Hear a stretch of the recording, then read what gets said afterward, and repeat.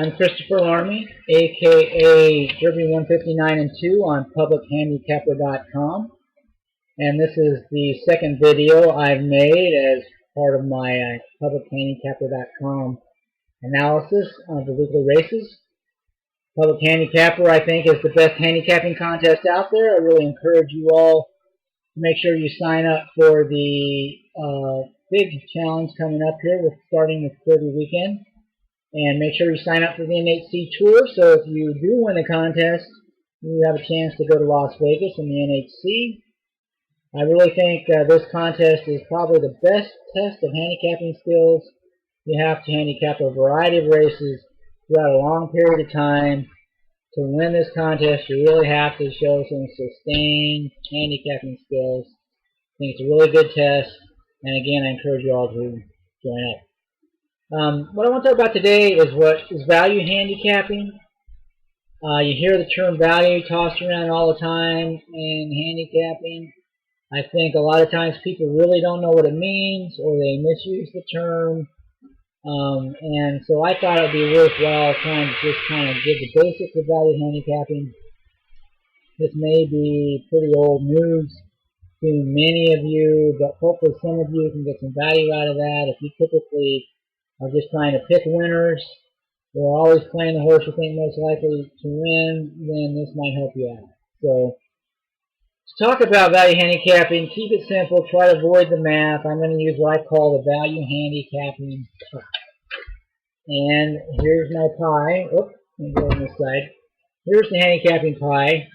In this case, I drew a pie that represents an 8-horse field. There's 8 slices on the pie, 1 for each horse, and that's pretty much what you want to do. Is you're going to allocate the pie to your 8 horses, and you're going to use that as a way to build an odds line and identify value. And when I say identify value, what I'm talking about is really comparing your opinion of the race with the public's opinion of the race, which is represented on the tote board, and looking for differences. And those differences are where the value is, at least the perceived value. I say perceived value because it assumes that your opinion of the race is valid, and that's another whole topic of discussion. But if you consistently lose money, you probably need to work on your handicapping skills. But if you break even or make money or come close, and at least you're beating the 18% take, then you probably have a decent opinion of the race, and you can reliably identify value based on your opinion. So we're going to use this handicapping pie to do that. And the basic approach, you start out, if you like all 8 horses equally, then you give each of them an equal slice of the pie. That's what we've got here, 1/8 of the pie. Mr. Blue gets 1/8, and everybody else is 1/8 of the pie. And that's great. Probably most races that wouldn't represent your opinion, but that's what you start. You basically start out assuming they're all equal. And if this really represented your opinion of the race, then the way you can compute fair value on a horse like Mr. Blue is you look at how much of the pie you gave him. In this case, you gave him 1/8 of the pie, or 1/8.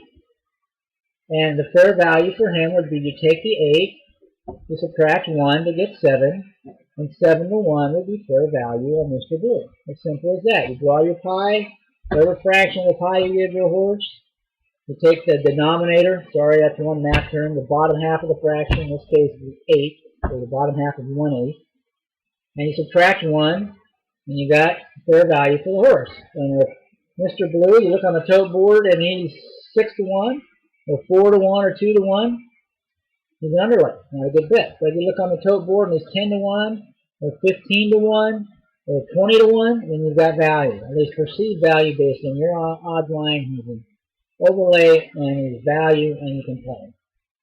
So that's really the basics of value handicapping using the value handicapping pie. Allocate the pie up into slices based on the number of horses. In this case, there's 8. In this simple case, they're all equally allocated. You have the same opinion. They all have the same chance of winning based on your opinion of the race. And then you look at the fraction of the pie you gave each horse. You can then pick the main contenders, see what their fair odds would be, and then compare it to the tote board to identify a value. That's all you got to do. That's Value Handicapping 101. Now I'm going to kind of show you another example where it's a little bit more complicated than that. You're not going to have each horse having an equal chance of winning. So, I'll pick a new pie. This is still an 8-horse field. There's still 8 slices in there.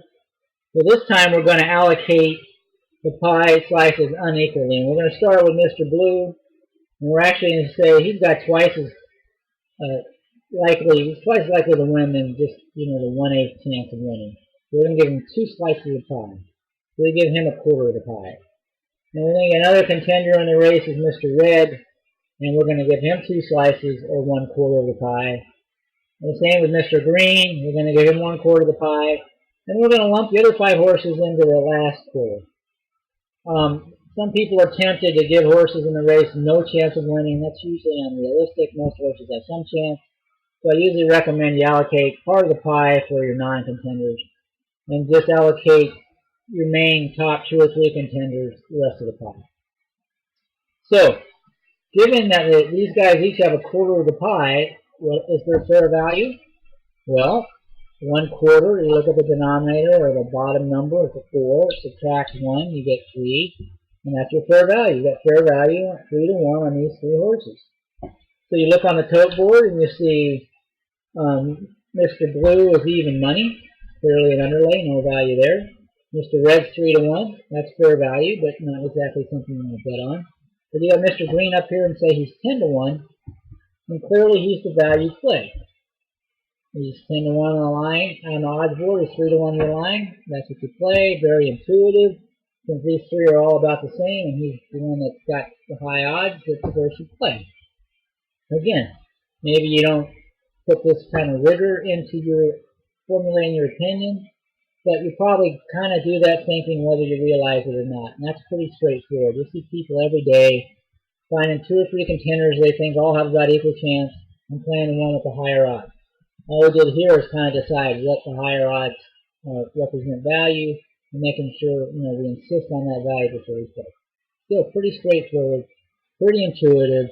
I probably still haven't told you much you don't already know, maybe a little bit. But here's where it gets much more interesting.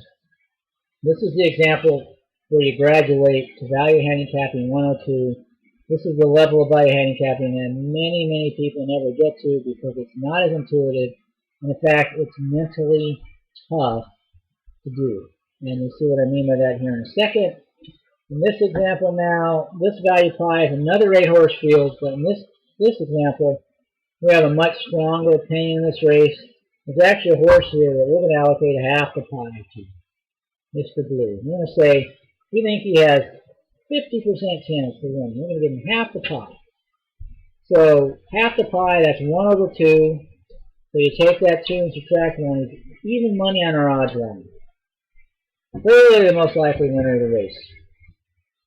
And probably going to win half the time based on your opinion of the race. And say you have one other contender, Mr. Green. Well, Mr. McGreen's only got half as much a chance. When I gave him half as much of the pie as we gave Mr. Blue, that turns out to be 2 slices, or 1/4 of the pie in this 8-horse field. And he is 1/4, 4 minus 3, 4 minus 1 equals 3, 3-to-1. That's the fair value for Mr. Green. So, and then we're going to allocate the rest to the other 6 horses in the field. We're going to give them the rest of the 25%. We're not going to really look at each horse individually. We basically got it down to 2 contenders.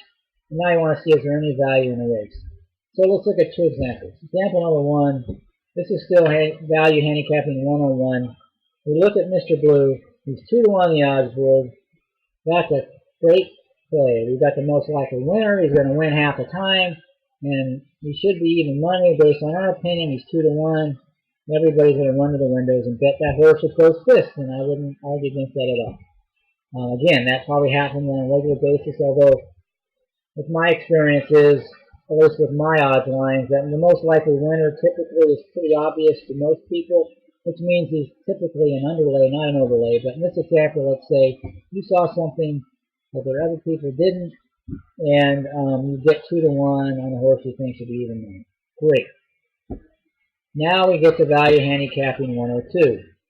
In value handicapping 102, we look at the odds board, and Mr. Blue is 2 to 5. Clearly no value there. Even though we think he's the most likely winner, he's a bad bet. You don't want to bet Mr. Blue at 2 to 5 based on your opinion of the race, because you think a fair value has got to be at least even money. So even though you're probably going to cash half the time and he's the most likely winner, you don't want to bet him. Because if you play your opinion like this 1,000 times on a 3 to 5 shot where you think he's even money, you're going to lose all your money. You're going to lose a lot of money. In the long run, it's a bad bet.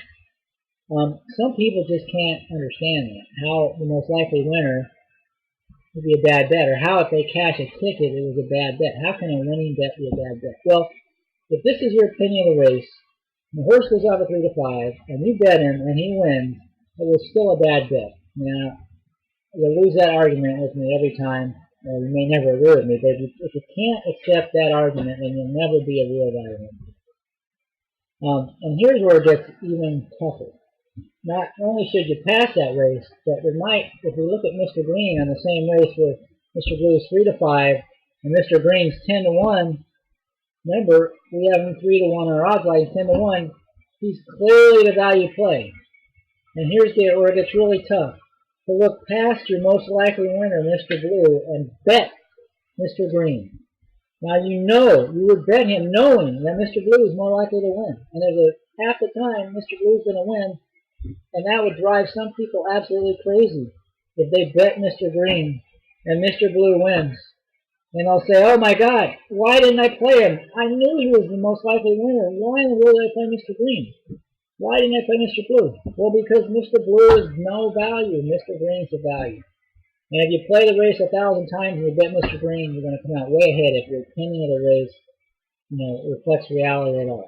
If you actually have identified the value, then you have to learn to look past the most likely winner to the value in the race and be willing to play the value horse knowing he's less likely to win than your most likely winner. And just accept that mentally, not beat yourself up when Mr. Blue wins and Mr. Green loses. Mr. Green, even if you're right, is only going to win 1 out of 4 races, but you're going to come out way ahead in the long run at 10 to 1.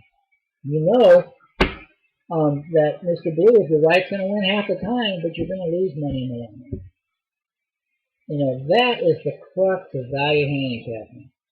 That's the thing I'd like you to walk away from this video, if you don't already understand this, that you have to look past, often you have to look past the most likely winner to get to the value play in a race.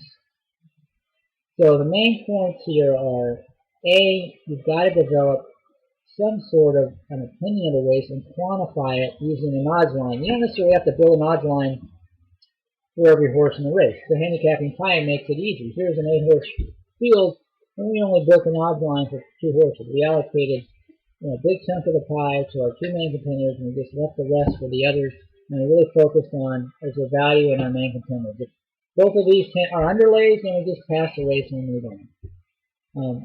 But identify your contenders, look for the value, and be willing to look past the most likely winner and bet the next. It might even be a third most likely winner where the value really is. And that's when you become a real value handicapper, when you can look past the most likely winner, play the value horse, and accept the results, accept the outcome, knowing that many times the most likely winner is going to win. In fact, he's going to win more often than the horse you bet, because if your odds line is correct, your opinion's right, you just have to accept that, because you're trying to win money in the long run. You're not trying to cash a ticket every race. And that's really what value handicapping is all about. So, now that's kind of the basics. So I wanted to spend a little bit of time talking about the Derby, because it's unique in that there's 20 horses in the race. So your typical intuition is built around races with 8 or 10 horses in them. So you see a horse that's 12 to 1 in a race like that, and you think it's one of the top 2 or 3 contenders, right away you just assume there's some value there. And you're probably right. In the Derby, that's a terrible assumption. Because in the Derby, your value pie starts out with 20 horses. There's 20 slices of pie. So just the average horse is going to be 1 over 20, or 20 minus 1, 19 to 1. So you got to be looking for about 20 to 1 just for the average horse. And even horses that you think stand out in the Derby, you still need to demand a higher price than you probably think. And so let me just give you an example. Let's just pick this year's Derby, California Chrome, clearly going to be the favorite. And let's say you're a big California Chrome fan. You love the horse, you think he's a standout. In fact, you think he's 5 times more likely to win than the average horse. 5 times more likely. So we'll take our pie, and we'll say the blue horse is California Chrome. So let's allocate 5 slices of the pie. All 5 of those 20 slices, we're going to give all of those 1/4 of the pie to California Chrome. So even though we're giving 5 times better chance of winning than the typical horse, making him a standout in the race, he's still only getting 1/4 of the pie. And that means his fair value is 4 minus 1, 3 to 1. Now he may go off above 3 to 1, but probably not much above it. So even if you have a really strong opinion about California Chrome, you think he's a standout, 3 to 1, 5 to 2 is probably still a bad bet. And typically if you had a standout in an 8-horse field and you're getting 3 to 1, you're getting value. But in the Derby, that's not the case. And unless you think the horse towers over the field, you need to get above 3 to 1 to have some value. So let's just kind of follow this example along, and let's just say there's 2 other horses you think are contenders. They're not nearly as strong as California Chrome. Let's give them each 3 slices of the pie. So let's say maybe you like Wicked Strong, it's probably the second choice. Give him 3 slices of pie. That's about 1/7, not exactly, but we'll call it 1/7. So his fair value is 7 minus 1, 6 to 1. Probably about the odds you'll get on Wicked Strong. Let's say you pick another one. Let's pick another horse here. Let's pick a long shot with a shot at the race. Say like, well, you like Wicked Strong, you like Samrat too. You ran second in the wood behind Wicked Strong. And you think, I think he could turn the tables on Wicked Strong in the Derby. He's probably got as good a chance as Wicked Strong. I'll give him 3 slices of the pie. And so he's 6 to 1 value, but he's probably going to be 25, 30 to 1 in the race. So clearly, Samrat is the value of these 3. And then let's say everybody else you give, less than a slice. So you're looking at, you got to get at least 20 to 1 or more on those other horses. Let's say here's your 3 main contenders, just to keep it simple. So in this case, even though you think California Chrome's a standout, it's almost twice as likely to win as Samrat. Clearly the horse you ought to be betting is Samrat in terms of value. So if you want to bet the next, you bet another 40 or 50 derbies, you're much better off in the long run in terms of being able to make money on the Derby long term, betting him, Samrat, over California Chrome. Now I understand the Derby's a little different. A lot of times you're at a Derby party or you're with your friends who don't usually go to the races and they're looking to you as the expert that's going to pick the Derby winner. And everybody wants to cash tickets, so in that case maybe I won't talk you out of playing the most likely winner, but just realize if you make that bet, it's really not good value and long term. You're not going to make money on the Derby, picking the most likely winner and is an underwriter. So that's kind of basics of value handicapping. Flying into the Derby. The only thing I emphasize in Derby is the 20-horse field. Your intuition gets a little skewed, and you really need probably a higher price to have value on a horse than you think. Even a horse at 30 to 1, you think has a decent shot, may still not be valued at 30 to 1 in the 20-horse field, unless you think he's got a above average chance of winning the race. So that's kind of it. Value handicapping 101 and 102. Remember, identify your top contenders. And you use the value pie to allocate a portion of the pie to those main contenders.